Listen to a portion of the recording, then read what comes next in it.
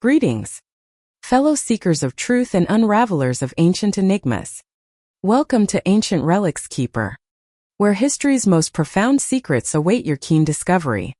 Over the years, we have uncovered countless ancient inventions that remain unsolved mysteries to this day.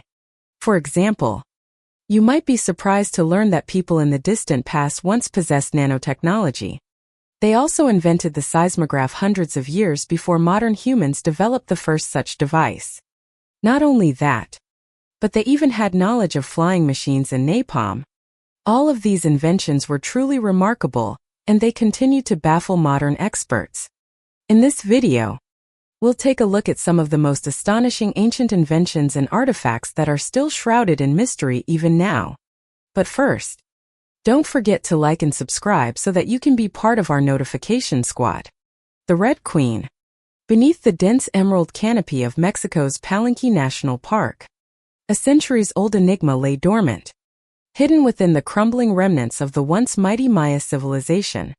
In 1994, a seemingly insignificant crack in a stone stairway caught the eye of a young archaeologist during routine maintenance work. That narrow fissure was more than just a breach in ancient stonework.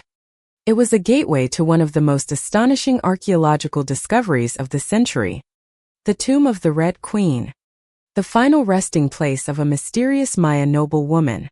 The Maya, known for their advanced astronomical knowledge, architectural brilliance, and highly stratified society, also held a profound reverence for death and its sacred rituals. In Palenque, once a thriving hub of Maya power and culture, the dead, especially those of noble birth, were in bed with elaborate ceremony. Their graves became vaults, not only of treasure, but of unresolved mysteries. As Jimenez's flashlight pierced the still air of the narrow corridor, an ancient tension seemed to hang in the darkness. Whispers of forgotten secrets suspended in time. The passage revealed by the crack led into a labyrinth of stone, culminating in a sequence of 3 chambers. 2 of them stood silent, bearing witness to rituals lost to memory. But it was the 3rd chamber that held the heart of the discovery. After painstaking work to breach the sealed threshold, Jimenez and her team were met with a scene of wonder. A perfectly preserved tomb almost untouched by the march of time. At the center loomed a massive stone sarcophagus nearly 8 feet long. The effort to open it stretched over 14 grueling hours. And inside lay the figure who had waited silently through the centuries. A noble woman adorned with jade and pearls flanked by exquisite obsidian blades. Her resting place was drenched in vivid red, the result of ground cinnabar dusted over every surface. It was this striking hue that earned her the name the Red Queen. Nearby, the remains of 2 sacrificed attendants. One, a woman in her early 30s. The other, a boy of around 11. Added layers of solemnity and intrigue. The Red Queen, estimated to have been around 60 at the time of her death, was undoubtedly a figure of great status, likely from the ruling Maya elite of this ancient city. And yet, her true identity remains veiled in uncertainty. Was she a queen, a consort, powerful high priestess? Was she linked by blood to the royal Maya lineage? That puzzle etched into the fabric of history continues to spark debate and scholarly pursuit to this day. Pavlopitri, located in the Peloponnese region of southern Greece. The ancient city of Pavlopitri now lies about 4 m beneath the sea. It is considered one of the oldest known underwater cities in the world, estimated to be nearly 5,000 years old, dating from around 2800 to 2000 BC. Rising sea levels combined with 3 to 4 major earthquakes caused Pavlopitri to sink beneath the waves around 1000 BC. Some believe that the city may have even inspired the legendary tale of Atlantis, the fabled lost city of myth. Pavlopitri was first discovered in 1967 by oceanographer Nicholas Fleming, and was later surveyed by a team of archaeologists from the University of Cambridge. Their findings revealed a remarkably well-planned city, complete with straight roads, 2-story houses with gardens, and an incredibly complex water management system. In 2009, the University of Nottingham launched a 5-year underwater archaeological project using robotics, advanced graphics technology, and 3D sonar mapping to chart the entire site beneath the seabed. These efforts yielded results beyond expectations. Thousands of ancient artifacts were uncovered, offering invaluable insights into daily life in ancient Pavloitry. Notably, archaeologists discovered ceramics dating back to the end of the Stone Age, suggesting that the city existed during the same era as the famous Greek epic, the Iliad. They also uncovered a monumental structure resembling a megaron, indicating that members of the elite may have once lived there. Historians believe Pavloitry served as a bustling center of trade for both the Minoan and Mycenaean civilizations. However, what remains of Pavloitry today faces numerous threats. Pollution, wave erosion, tourism, and a lack of proper protection all pose serious risks to the ancient ruins. To this day, less than 1% of the ocean floor has been explored, and Pavloitry continues to serve as a powerful source of inspiration for the enduring modern myth of Atlantis. The Tomb of Qin Xiang. This is the tomb of Qin Shi Huang, the first emperor of the Qin dynasty, a ruler so powerful that his final resting place became an architectural marvel designed to replicate an entire city. Guarded by the legendary terracotta army, this tomb has fascinated historians and explorers for centuries. Yet beneath its surface lies a story steeped in irony and enigma. The Qin dynasty, marking the dawn of imperial China around 220 B.C., was a turning point in history that unified the country under a singular formidable regime.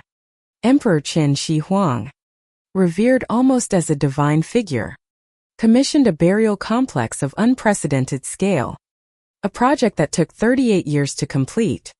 The tomb's layout was conceived as a miniature version of Shenyang, the capital at the time, symbolizing his unyielding dominion.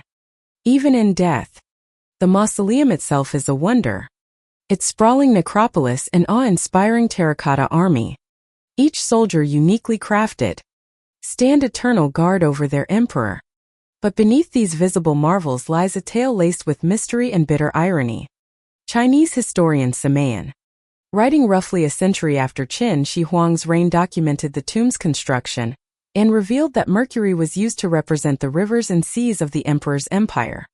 Ironically, this very element, revered for its mystical properties, is believed to have caused the emperor's death, as he consumed mercury-infused elixirs in his desperate pursuit of immortality. Sima Qian's writings also unveil chilling details about the tomb's lethal defenses, traps designed to thwart would-be tomb robbers. Translated accounts speak of crossbows preloaded to fire and other concealed dangers, blending historical plausibility with legendary embellishment. These haunting features have kept speculation about the tomb alive for generations. Despite the allure of its secrets, most of the tomb remains unexcavated. Modern archaeologists proceed with great caution, not only due to the potential hazards, but also because current technology may be insufficient to preserve the fragile and invaluable artifacts hidden within. As a result, the Tomb of Qin Xiang is now a UNESCO World Heritage Site, studied primarily from the surface and protected from invasive exploration. As we reflect on the colossal effort behind the terracotta army and the tomb's intricate defenses, one cannot help but wonder what other secrets lie sealed within this ancient marvel.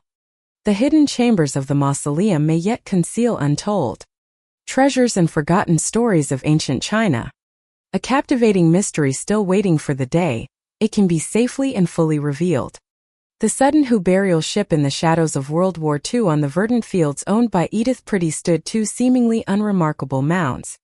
Pretty, captivated by local folklore and ancient legends, granted permission to Basil Brown, a self-taught local archaeologist, to excavate the site. What he uncovered in 1938 would astonish the world. Brown's spade struck the ghostly remains of a great ship. Its wooden frame had long since decayed, leaving only a faint impression in the sandy soil. But this was no ordinary vessel. It was a royal burial ship, nearly 90 feet in length, serving as the final resting place of an Anglo-Saxon king. Within the hull of the ship lay a treasure trove of such exquisite craftsmanship and diversity that it challenged everything historians thought they knew about the so-called Dark Ages. Among the artifacts was a delicately shaped lyre evoking the soft strains of music that once echoed through a mahal. A sword and shield, emblems of power and protection, and a Byzantine silver dish. Evidence of a world connected through trade and diplomacy far beyond England's shores. Amid these treasures, the Sutton Hoo pearl lid stood out in particular. Modern historians have hailed it as one of the most remarkable creations of the early medieval period. Its intricate gold inlays and finely wrought details revealed a society steeped in artistry and cultural sophistication. The discovery of the ship along with two Anglo-Saxon cemeteries dating back to the 6th century opened a window into a period once dismissed as a historical void. Today, scholars believe that the individual buried within the ship was of immense importance. Radwald, King of East Anglia, is the leading candidate for this magnificent tomb. The implications of the Sutton Hoo burial ship are profound. It confirmed that Anglo-Saxon activity in Britain during this era was vibrant and culturally rich. Basil Brown's discovery has fundamentally reshaped how historians view early medieval Europe. Meteoric Kris, the legendary heritage of Indonesia. Indonesia's legendary heritage is woven into the intricate patterns of the kris, a traditional sword whose blade ripples like a serpent. Revered for its ability to pierce swiftly and precisely, this weapon is also believed to be infused with a mystical power, one that depends on the skill of its smith, the materials chosen, and even the very status of its wielder. Countless legends surround the mysterious kris, with some whispering that if mistreated, the blade can vanish without a trace. Yet, for those truly in the know, the secret to crafting these powerful swords lies far beyond our world.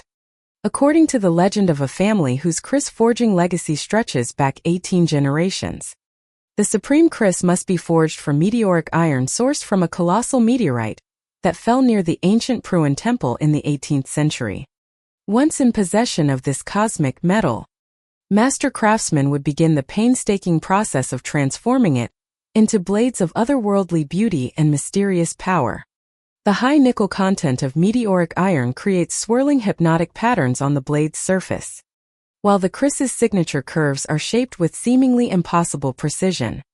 It is said that a select handful of master artisans still work with the last fragments of this ancient meteorite, cooling molten iron with their tongues and molding it with their bare hands. Forging a kris from meteoric iron is not a task for the faint of heart. The metal must be meticulously folded dozens, sometimes even hundreds of times, each fold demanding absolute focus and flawless skill. This arduous process can take years, but the result is a masterpiece of weaponry, one that embodies an unparalleled union of beauty and supernatural power. What a man discovered in Egypt shocked the whole world. Let's begin with the story of temperature. Every time archaeological technology takes a leap forward, someone inevitably returns to the pyramids to see if the latest innovation will unlock any new breakthroughs. In 2015, a team of international scientists and architects conducted a joint survey of the Giza pyramid complex and uncovered some deep-seated thermal anomalies within these ancient structures. They recorded higher than expected temperatures in 3 adjacent stones located in an area that is completely inaccessible at the very bottom of the Great Pyramid. Although various explanations have been put forward, such as the possibility of hidden voids, differences in building materials, or internal air currents, no one can say for certain what the true cause is. Similar anomalies were also discovered in the upper half of the Great Pyramid. This finding came about thanks to the research team's use of infrared thermography to scan the pyramids as they absorbed heat at sunrise, and then again as the limestone cooled during sunset. It's almost a certainty that there are still rooms and secret chambers inside the pyramids that we have yet to reach. But this raises a compelling question. Why would those chambers be warmer than the rest of the structure? Unfortunately, it looks like we may have to wait several more years before we have any real answers. There's a question that comes up time and again when people study the great works of art and monumental structures of ancient Egypt. How did the ancients manage to cut through those massive, thick blocks of stone with an ease that seems almost equivalent to how we slice through butter today? Even the world's largest modern construction companies would have a hard time recreating Egypt's magnificent monuments. Yet, we're asked to believe that the ancient Egyptians did it all using nothing but basic hand tools. That's a pretty tough pill to swallow. Maybe they once possessed some kind of incredibly powerful saws. The clearest evidence for this theory lies in the granite sarcophagus inside the king's chamber of the Great Pyramid of Giza. The cut marks on the bottom of the sarcophagus could only have been made by a saw. And not just any saw, but one of enormous size. We can't be sure exactly what kind of saw teeth they used, but it's hard to dispute the evidence left behind by the saw itself. So, what happened to the ancient Egyptian stone-cutting technology? And why haven't we ever found a single modern trace of it? If we wanted to, we could make an entire video just about the mysteries swirling around the Great Pyramid of Giza. This structure has stood for more than 4,500 years. And to this day, we still don't truly understand how it was built. That fact alone is enough to earn it a spot on the list of history's greatest enigmas. But there's another mystery that only came to light in 2017. Using advanced scanning technology, archaeologists identified two large voids hidden within the pyramid structure. And no one knows for sure what's inside them. They might be nothing more than service tunnels used during construction. Or they could be undiscovered tombs waiting in the darkness. One of the voids stretches a full 100 feet and appears to be shaped similarly to the Grand Gallery that lies directly beneath it. It's possible that this space was deliberately designed to reduce the weight of the stone above the Grand Gallery and prevent a catastrophic collapse. But it would be incredible to know for certain. These voids don't seem to have any direct passageways leading into them, which means accessing them won't be easy. Right now, scientists are working on designing new tunneling robots to take on the job. We've just described the Great Pyramid of Giza as being 500 years old. But are we really certain about that? Mainstream historians claim that the pyramids of Giza were built over an 85-year period from 2589 to 254 B.C. But that might not be entirely accurate. This estimate is based on radiocarbon dating tests conducted on samples taken from inside and around the pyramids back in 1984. At that time, our understanding of radiocarbon dating techniques wasn't as advanced as it is today. Follow-up tests carried out in 1994 and 1995 suggested that the original 1984 estimate could be off by more than 2 centuries, meaning the pyramids might actually be 200 years younger than previously thought. This is significant because it would mean that the Pyramid of Sinus II was built about a century after he died. There's another issue as well. Radiocarbon dating results are often based on wood samples, and the ancient Egyptians were known to reuse wood many times. The wood samples taken from in and around the pyramids might have already been quite old before they were ever used in the construction. History books will still tell you that 500 years is about as close as we can get to the true age of the pyramids. But in reality, the number might be much closer to 4,000 years. We've already discussed the idea that there are voids and anomalies inside the Great Pyramid of Giza. Here's the clearest evidence yet that those voids might actually be secret chambers. In September 2020, explorers identified 2 hidden doors inside the pyramid. They're located at the end of 2 narrow tunnels that extend from the north and south walls of the Queen's Chamber, coming to a halt at stone blocks before they reach the outer walls. The space inside these tunnels is far too tight for a human to explore. But a robot called WebWhat was sent in and managed to take photos of a small stone door fitted with 2 copper handles. That same robot also captured images of faint red hieroglyphs painted on the walls. These markings are pretty rough, almost like graffiti. So, it's possible they're just guide marks left behind by the stonemasons during construction. These shafts couldn't have been intended as ventilation ducts because they don't open to the outside of the pyramid, and they're much too small for a person to fit through. Still, the presence of a door suggests that there's something worth protecting behind it. So, what could it be? There's a theory you've probably heard countless times before. In fact, it's been repeated so often that many people accept it as fact, even though the actual evidence is pretty thin. Back in the 1980s, the Egyptologist Robert Bavell claimed that the 3 pyramids at Giza were perfectly aligned with the 3 stars that make up Orion's belt in the night sky. He reinforced this argument in his 1995 book, The Orion Mystery, which went on to become a New York Times bestseller and firmly planted the idea in the public's imagination. The problem is the whole concept is a bit misleading. You can't actually get the pyramids to line up with Orion's belt unless you invert one or the other. If the ancient Egyptians really wanted to reflect the stars' positions, you'd expect them to have arranged the pyramids in a way that didn't require such an inversion. Secondly, the 3 pyramids weren't built at the same time. There's no evidence to suggest that the 3rd pyramid was even planned when the first was under construction. And third, the positions of stars in the sky change over thousands of years. The stars of Orion's belt today don't look the same as they would have 400-500 years ago. As impressive as the pyramids are today, they were even more dazzling when they were first completed. After more than 4,000 years exposed to the elements, their outer surfaces have become rough and weathered. But when they were newly built, the pyramids boasted an exterior shell so polished and radiant that they seemed almost to be made of glass. According to Egyptologist Jacqueline Williamson of Harvard University, the outer casing stones of the pyramids were meticulously polished using abrasive materials like fine sand, sandstone, and even brick to create an incredibly smooth finish. In midday, when the sun was at its highest, the pyramids would have glistened and sparkled as if they were glowing.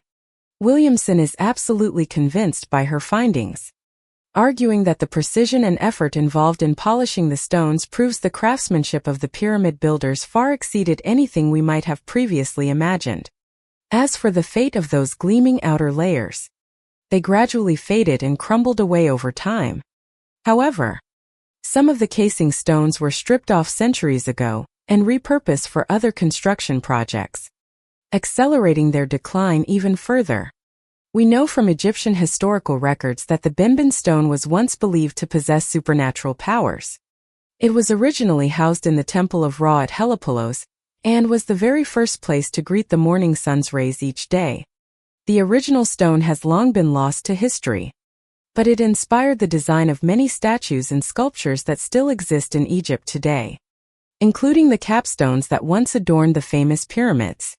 The stone is thought to symbolize the phoenix, an important creature in Egyptian mythology because of its power to conquer death and be reborn.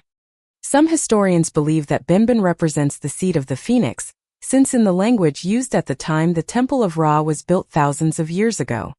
The word carried a meaning close to fertilization. According to one legend, Benben was the mound that rose from the chaotic waters of Nun, when the great god Adam created the world. If you've ever heard references to the Stone of Destiny in folklore, those stories are actually about this mystical stone. These days, you're not allowed to climb the pyramids, but back in the late 19th century, there were no such rules in place. The British inventor and explorer Sir William Siemens once decided to scale the summit of the Great Pyramid. When he reached the top, he felt a tingling sensation in his fingertips that quickly spread throughout his hands. Just a few minutes later, as he raised a glass of celebratory wine and took a sip from a metal cup, he was instantly shocked the moment his lips touched the rim. Ever since then, rumors have swirled that the pyramid is somehow capable of generating energy. Beneath the Giza Plateau, there are underground water channels carrying high volumes of water. The movement of this water produces electricity, and that current might then be channeled up through the pyramid all the way to its tip. Many fringe theorists have suggested that the pyramids were actually ancient power plants. But as far as we know, the ancient Egyptians had no understanding of electricity whatsoever. It's hard to imagine that they ever intended to harness electric energy for their monumental works, even if they may have sensed some kind of mysterious force at play. Still, it's strange how well this system seems to operate. There's a popular theory that a fourth pyramid once stood on the Giza plateau. For the longest time, no archaeological evidence could be found for this elusive pyramid. But perhaps the mysterious staircase recently uncovered is the first real sign of its existence. This staircase plunges deep into the desert floor and may once have belonged to the lost pyramid's basement. It's an astonishing feat of engineering. The stairs cut straight down through layers of limestone, opening up a hidden world beneath the plateau that nobody knew existed until 2018.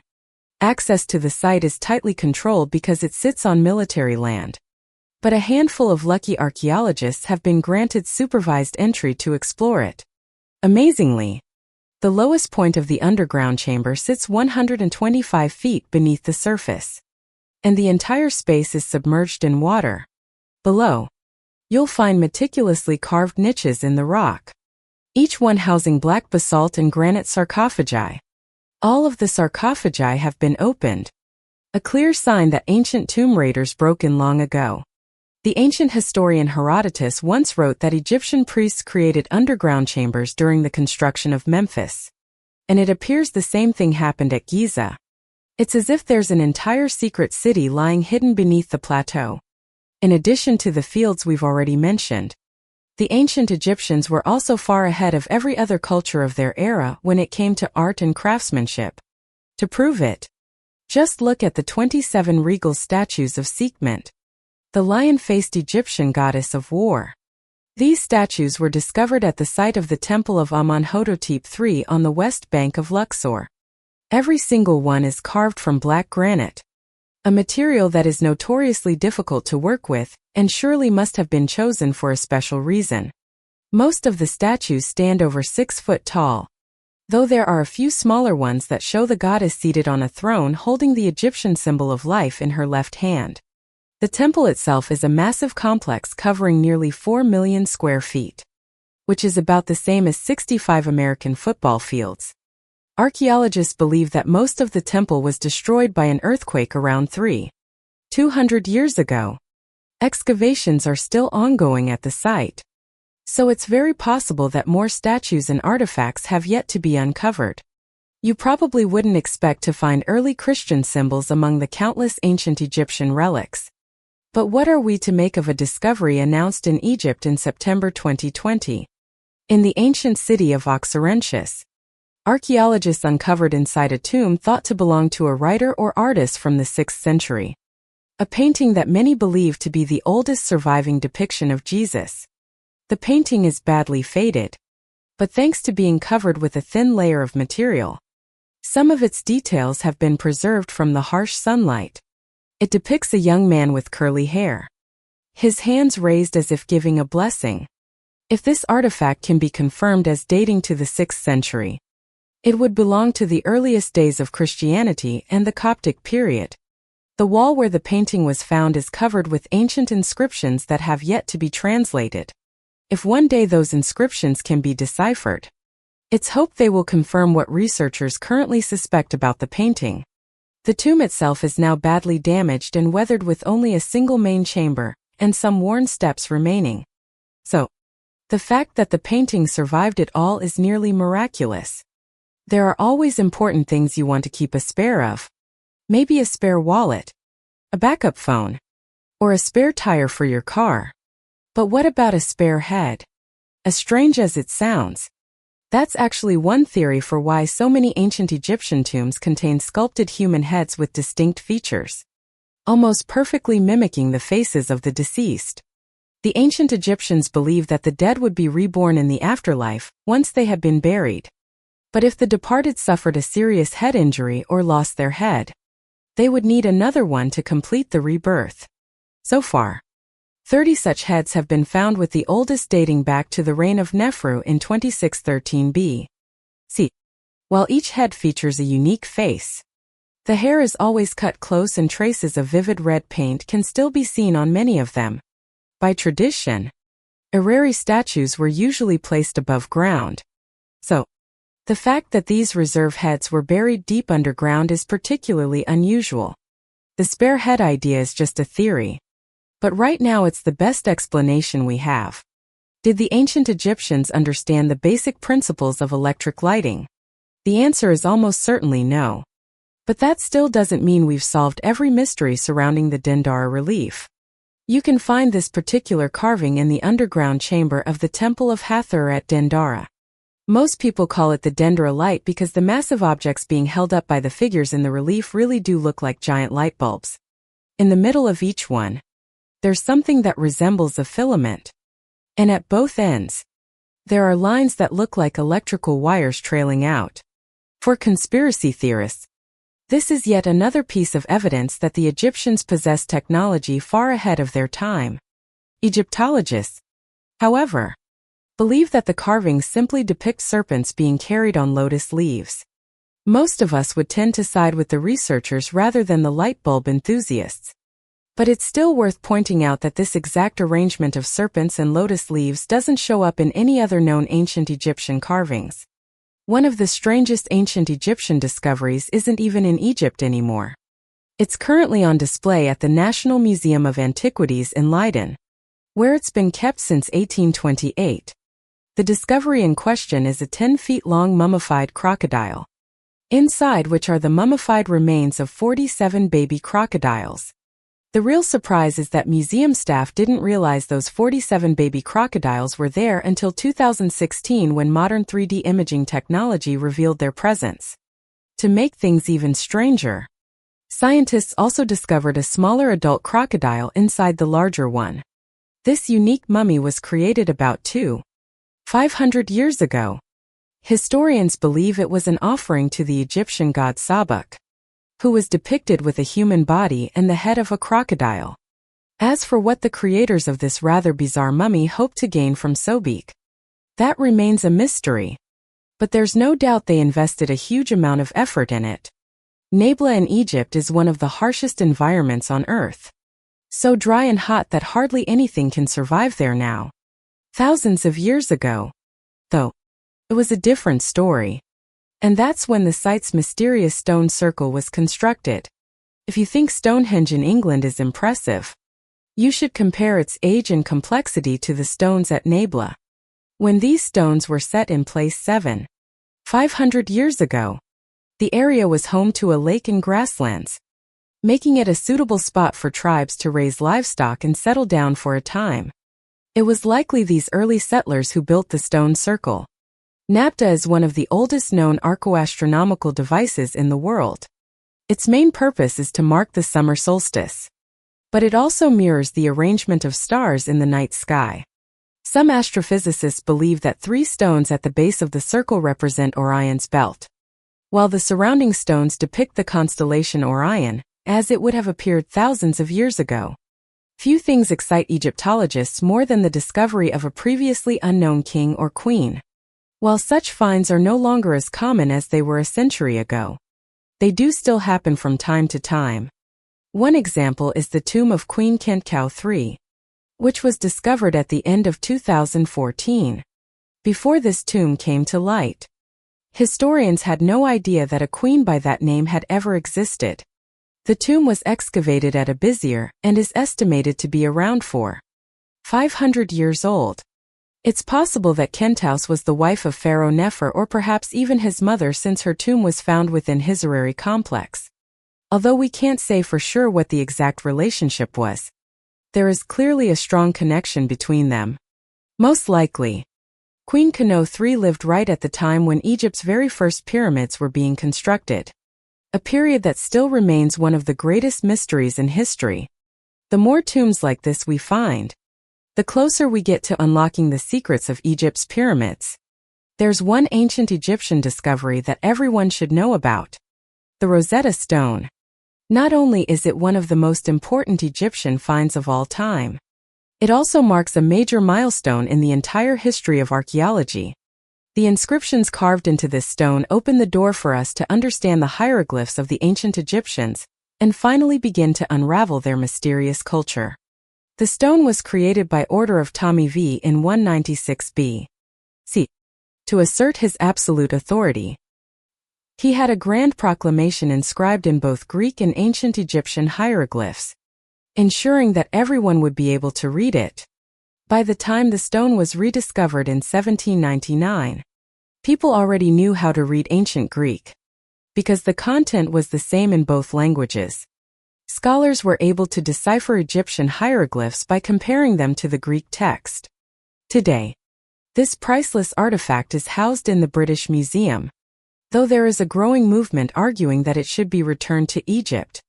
If you've spent most of your life loving someone, it's only natural to want to be buried together after you're gone. Apparently, the ancient Egyptians sometimes took that idea even further. In April 2019, archaeologists working at the Kuzna Cemetery uncovered a 5,000-year-old limestone coffin containing two mummies, buried one on top of the other. The coffin is incredibly cramped, less than 2 m long, and less than 60 centimeters wide. Unfortunately, the mummies are in such poor condition that it's unlikely we'll ever learn much about their identities. Still, many believe there was a romantic connection between the two. There have been other discoveries of mummies stacked atop each other in burial pits or cemeteries. But in all those cases, each body had its own coffin. Here, for the first and only time, two people were placed together in a single narrow coffin. It might have been done simply to save space, but that explanation doesn't seem very likely. Another rare ancient Egyptian burial discovery was recorded in 2013 when archaeologists excavating the Akhenaten Cemetery uncovered two 300-year-old skeletons, both wearing copper alloy toe rings. This was the first and only time such rings have ever been found with the remains of ancient Egyptians. Experts believe the rings were worn while the individuals were still alive rather than being added as part of the burial process. However, it's still unclear whether these rings were simply decorative or held some magical significance. Scientific analysis revealed the identity of one of the two, a man who died around the age of 40 and who during his life suffered a severe fracture to his foot as well as his femur. It's possible that in ancient times people believed the ring possessed healing powers. However, no similar injury was found on the other skeleton. To fully understand the significance of these toe rings, we would need to find more skeletons or mummies with similar rings. But so far that hasn't happened. If you were a magician in ancient Egypt, you'd probably carry around something like this so-called Handbook of Ritual Power.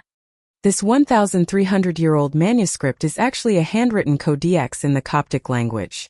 But it took researchers in Australia years to digitize and translate, only completing the work in late 2014. The book contains all kinds of spells and rituals, covering everything from love, charms, and success in business to cures for serious illnesses and even incantations meant to enchant someone by driving nails into their doorframe. Egypt was largely a Christian country in the 7th and 8th centuries, which is reflected in the repeated references to Jesus found throughout the text.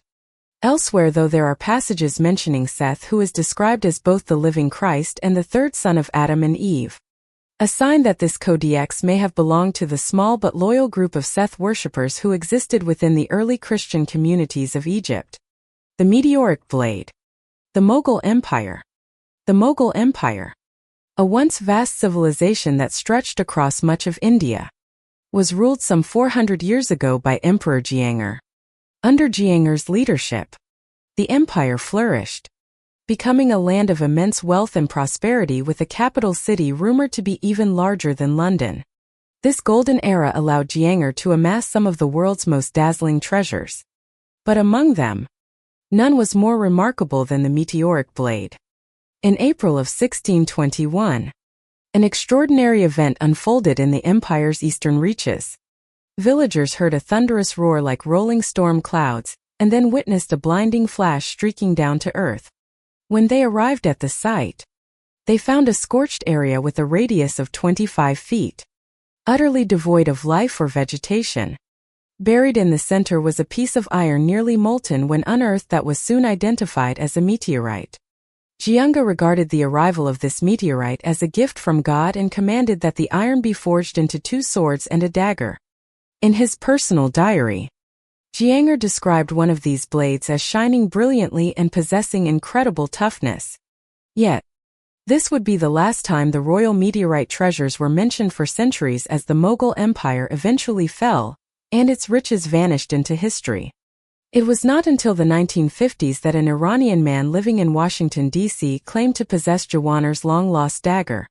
The blade, about 10 in length, was adorned with precious metals and featured striking authentic engravings and patterns. However, testing methods in the 1970s could not provide a definitive answer, leaving many to question the dagger's authenticity. Advances in technology and analytical techniques have since allowed historians to assert with greater confidence that the dagger is indeed meteoric, and very likely the royal treasure once crafted for Emperor Jiang'er.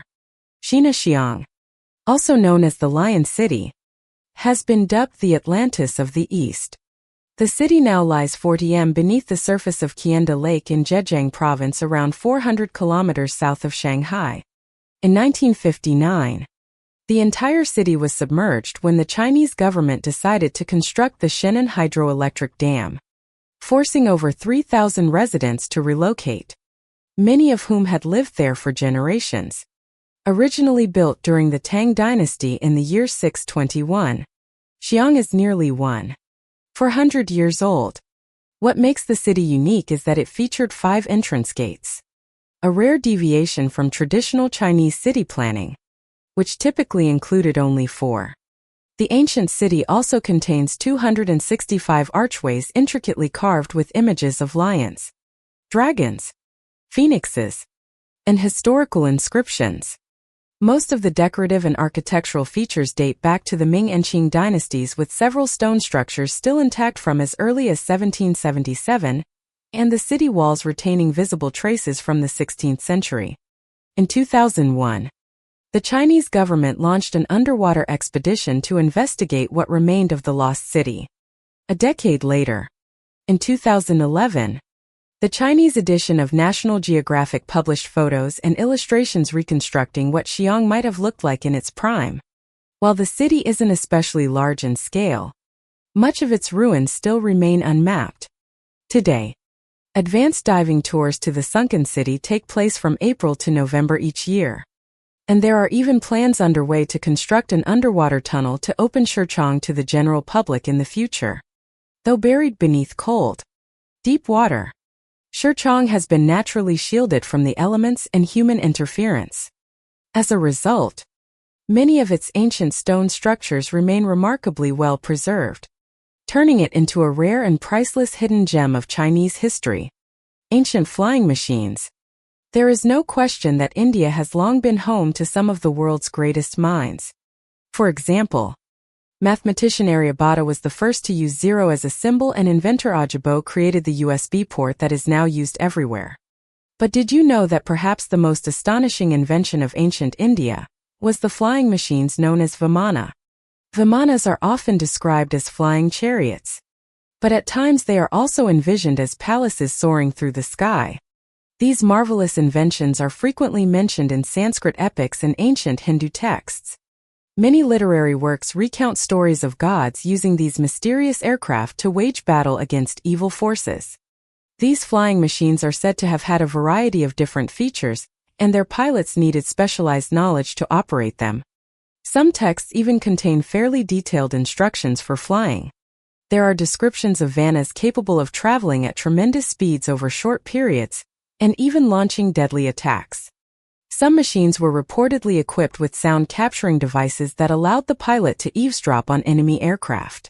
So far, none of these ancient flying machines have ever been found, which has led many to believe that perhaps ancient Indians once encountered beings who possessed technology far more advanced than their own. Possibly extraterrestrials, or perhaps even time travelers. What do you think about this mystery? Heraclean, Egypt. The legendary beginnings of Heraclean date back as far as the 12th century BC, and the city is mentioned numerous times by ancient Greek historians. According to Herodotus, it was visited by Helen of Troy before the Trojan War began. It is also said to be the place where the divine hero Heracles first set foot in Africa. Known as Thonis by the Egyptians, Heraclean was originally built on a cluster of islands in the Nile River Delta, and was intersected by a network of canals complete with multiple harbors and anchorages. The city served as one of Egypt's main ports for international trade and tax collection.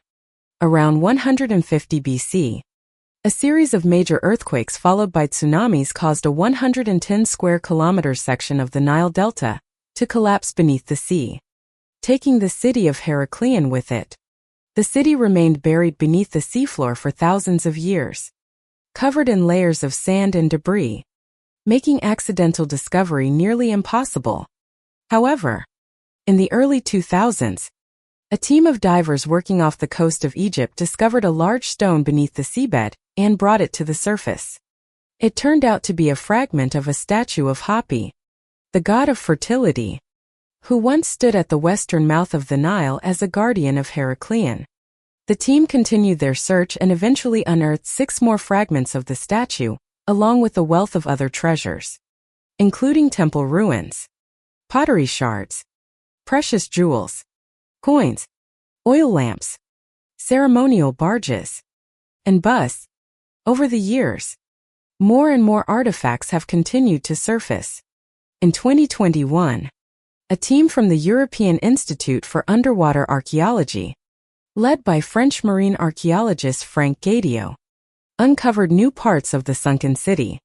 These discoveries included the remains of a large tumulus, a Greek ceremonial area, and lavish offerings, suggesting that spectacular rituals must have once taken place there.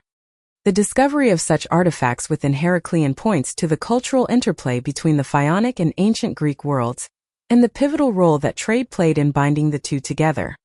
Surveys and excavations are ongoing, revealing new insights into this sunken city with every passing year.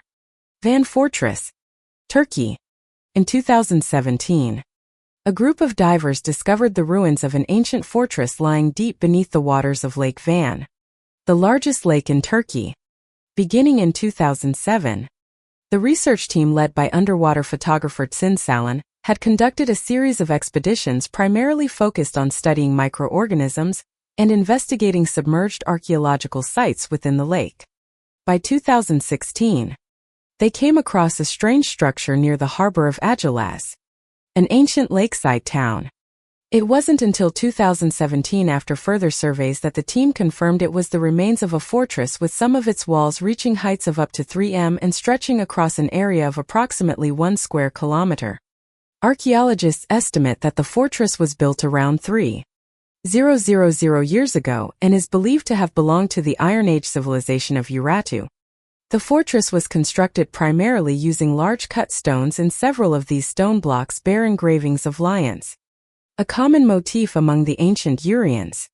Previous research, particularly during the 1950s and 1960s, had already hinted at submerged structures in Lake Van. Notably, a 1958 paper by Charles Allen Burney and Lawson described a medieval castle that had reused stone blocks originally crafted by the Urarians. Today, archaeologists believe that further in-depth research is necessary to determine the precise structure and historical significance of this mysterious fortress. Beneath the cold, deep waters of Lake Van, the ruins of an ancient civilization continue to wait, holding silent clues to Turkey's distant and still unfolding past. The mausoleum at Halicarnassus. Imagine a grand tomb, an architectural symphony blending the elegance of Greek design, the mysticism of Egyptian form, and the structural ingenuity of Lycian influence, towering above the ancient city of Halicarnassus. This is the mausoleum at Halicarnassus, not merely a burial place, but a powerful symbol of love, authority, and the cosmopolitan spirit of the ancient Hellenistic world. Built around 350 B.C., the mausoleum was commissioned for Mausolus, a cat-trap of the Persian Empire, and his sister wife Artemisia too. Though intended as a tomb, it transcended its original purpose, leaving behind a legacy that would echo through human culture for millennia. Rising approximately 45 m into the sky, this architectural marvel was the result of a collaboration between some of the most celebrated artists and architects of the time. Sitaros and Pythis of Prion were the masterminds behind its design, crafting a structure that featured a stepped pyramid, a colonnaded temple-like platform, and atop it all a monumental sculpture of a four-horse chariot. Each side of the mausoleum served as a canvas for one of four legendary sculptures: Copas, Leochares, Timotheus, and Brixus. Their combined artistic genius produced a tapestry of sculpted friezes and statues depicting mythological figures, heroic narratives, and divine archetypes, an unparalleled pinnacle of classical art.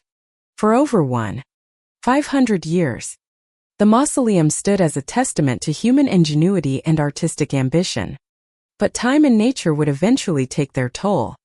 A series of devastating earthquakes reduced the once mighty structure to ruins, transforming it from a wonder of the ancient world into an archaeological relic.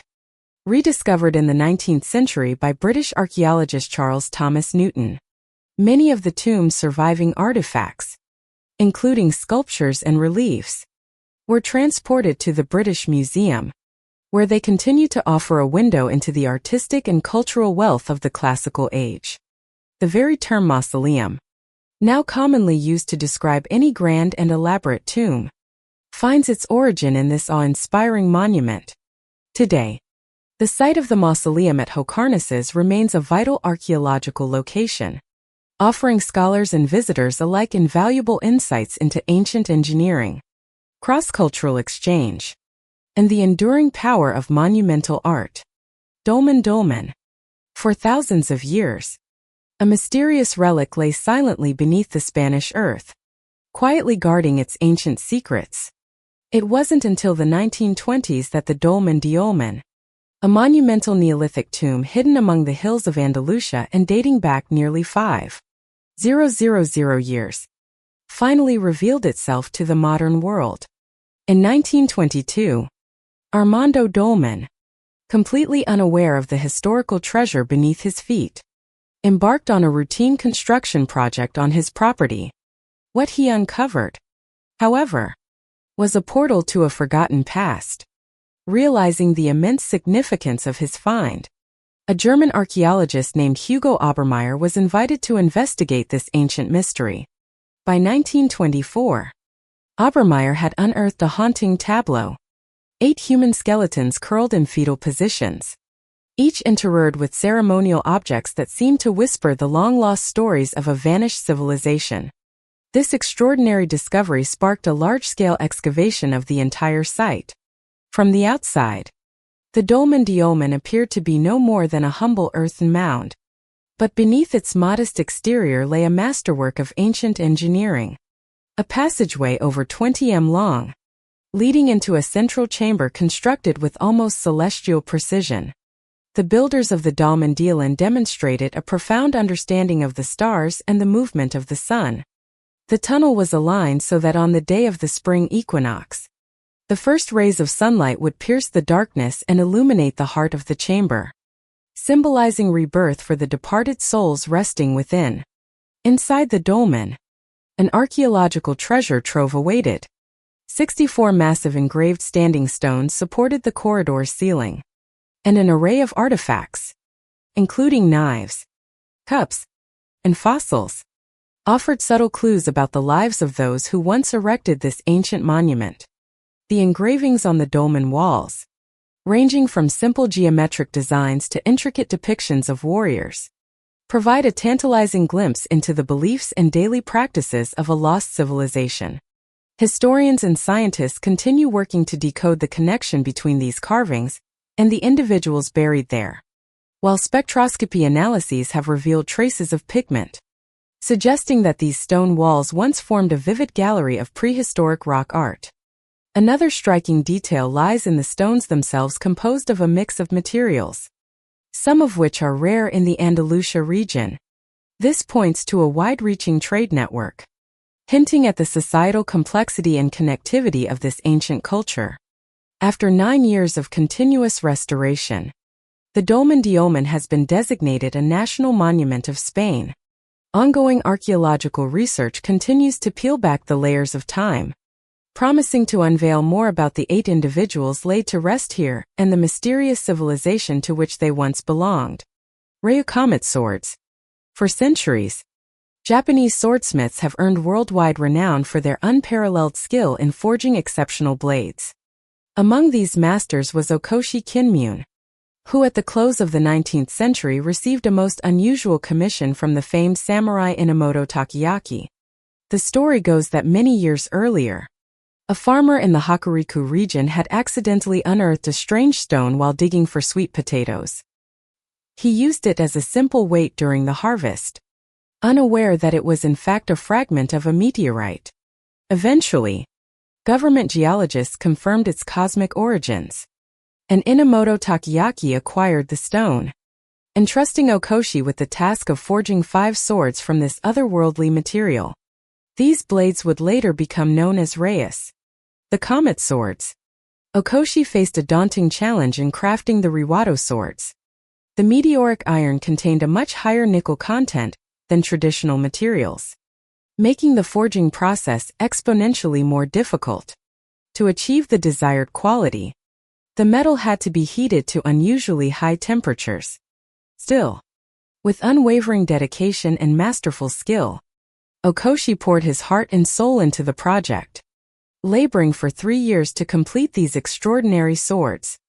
Inamoto Takeaki once claimed that the Reis blades were exceptional cutting weapons, but military historians held a different view. The unique alloy composition made them less effective in combat compared to traditional samurai swords. Nevertheless, the Reisato swords remain mesmerizing works of art, each marked by distinctive tempering patterns that set them apart from all others. Some of the swords were gifted to powerful allies, while others found their way into private collections.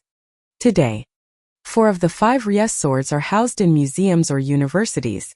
Historians continue to hope that one day the 5th and final sword will be discovered, completing this priceless collection. Chinese meteoric axe heads. Another significant discovery demonstrating the ironworking capabilities of pre-Iron Age civilizations is that of 2 ancient Chinese axe heads dating back to around 1000 BC, believed to have been crafted during the Zhou dynasty. These 2 artifacts consist of a broad axe and a dagger axe. Both were unearthed in the early 932nd and are now displayed at the Smithsonian Institution. The broad axe features a bronze tang and the rusted remains of an iron blade adorned with a few simple decorative patterns. The dagger axe, on the other hand, has a bronze blade that was once fitted with an iron tip, remnants of which are still attached. These pieces are prime examples of Bronze Age engineering in China thanks to their combination of different metals and the use of the casting-on technique for joining them.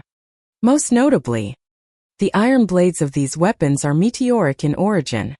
While axes were not uncommon as weapons in China during this period, these 2 meteoric axe heads remain the only known examples of their kind, showcasing the remarkable skill of ancient Chinese craftsmen. Some scholars suggest that due to the extreme scarcity of iron at the time, the 2 axes were likely made for ceremonial purposes rather than practical use in battle. Today, though both axe heads have decayed and are nearly unrecognizable as weapons, they still stand as powerful evidence of humanity's earliest attempts at ironwork and our initial understanding of the unique properties of different metals. The living stones of Sacsayhuaman, located on the outskirts of Cusco, Peru, stands the monumental fortress complex of Sacsayhuaman. The Incas built this structure using dry stone wall techniques in the 15th century. At first glance, you might think there's nothing particularly special here. But if you look closer, you'll quickly realize the wonder of their construction methods. The stone walls of Sacsayhuaman were made from massive boulders weighing up to 200 tons each. Every stone was stacked on top of one another to form towering walls with each edge cut and fitted so precisely that it's almost impossible to believe given the technological limitations of their era. Experts estimate that it would have taken more than 20,000 people just to extract these stones from nearby quarries and transport them across 20 kilometers up the hills to the city of Cusco. Some suggest that the Incas might have painstakingly pounded and shaped each rock for countless hours until they achieved the exact form they needed. The entire site is regarded as both an architectural and historical marvel. Despite many years of research and countless attempts to uncover how the Incas managed to cut and assemble these stone walls, the answer remains a mystery to this day.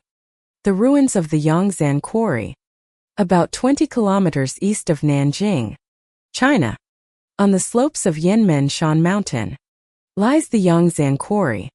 This is considered one of the most mysterious sites in China, renowned for its colossal stone blocks. In 1405 AD, the son of the Ming Emperor ordered the construction of an enormous commemorative stele for the Ming Shaoling Mausoleum. He chose the massive stones from this quarry as building materials. However, during the process of cutting and transporting the stones, workers realized that the blocks they were extracting were far too large to ever complete the monument. Ultimately, the project was abandoned, leaving behind gigantic rocks with unfinished cut marks. What continues to baffle archaeologists is how people of the past believed they could cut and move stone blocks over 70 m high and weighing more than 3,000 tons. For comparison, the largest monolith ever known in history is the Thunderstone in Russia, which weighs about 1,250 tons. Despite the failure of the Stela project, a great number of massive stones were still removed from the quarry. No one knows exactly how people of that era accomplished this feat. Some suggest that perhaps the workers were aided by something out of the ordinary. It is especially remarkable that although ancient Chinese were famous for meticulously recording everything, almost no documentation remains regarding this mysterious unfinished project. The disc that might be an ancient typewriter. This elaborate clay disc is called the Fistos disc, dating back to the Middle or Late Minoan Bronze Age around 4,000 years ago. This mysterious artifact was discovered in 1908 at the Minoan Palace of Fistos, and ever since it has continued to fascinate researchers. The process of crafting the disc itself is a mystery. Experts believe that ancient people used stamps or metal molds to imprint symbols onto the surface of the disc. After the designs were stamped, the disc was baked at a very high temperature, fusing the material and the symbols together. This method was extremely unusual, not appearing elsewhere until about 600 years ago, which means the Ftur disc was far ahead of its time. Each symbol on the disc was individually stamped, implying that over 200 different metal molds had to be created. This has led researchers to believe that there must have been other discs produced. But so far not a single similar disc has been found in the area. Moreover, no metal molds with such strange symbols have ever been discovered at the site. Many experts remain uncertain about the disc's true purpose. Some suggest it was an ancient typewriter, while others believe it contains a song, poem, or some kind of ritual. The only thing we know for sure is that the disc originated on Crete and is written in a version of the ancient Minoan language dating from about 1850 to 1550 BC.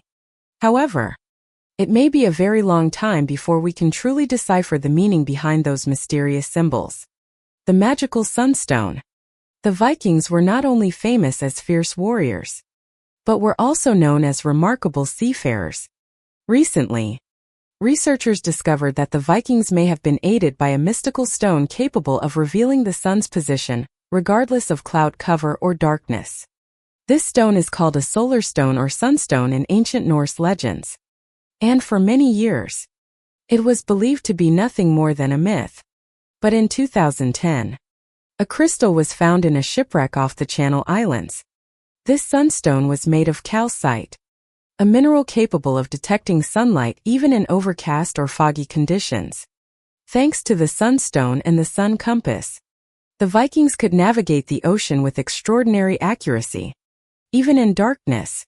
Today, scientists can explain the properties behind this stone. But to people of the past, the sunstone was truly a magical object, the lost treasure of Greek fire, regarded as one of the most dangerous and destructive weapons ever created. Greek fire was an extremely secret incendiary compound whose formula was known to only a select few. This flamethrower-like weapon was once used by the Byzantine Empire to defeat their enemies. Even at sea. It was said that even underwater, this weapon could still set foes ablaze. Unsurprisingly, this weapon is credited as a decisive factor in the Byzantine success during naval battles. For this reason, the formula for this deadly substance was passed down only to a handful of people. Many have tried to recreate this weapon, but to this day, no one has managed to replicate Greek fire with the same terrifying effectiveness.